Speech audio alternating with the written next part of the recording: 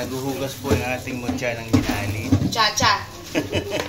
Mutya ng lababo. Nagluluto. Siya ngayon ang mutya ng lababo.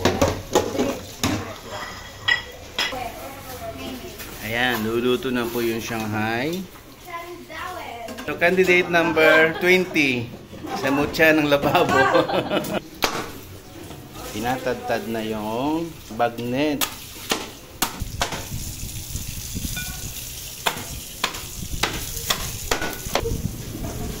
Akala ni Chef, nakaguluhan siya.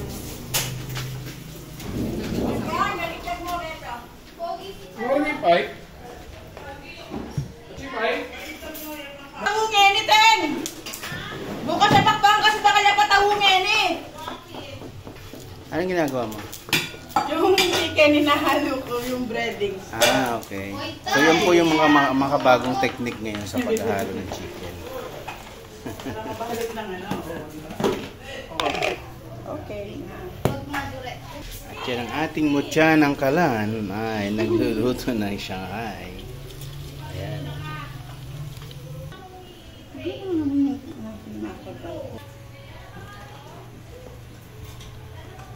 Pag sinabi kong pupunta.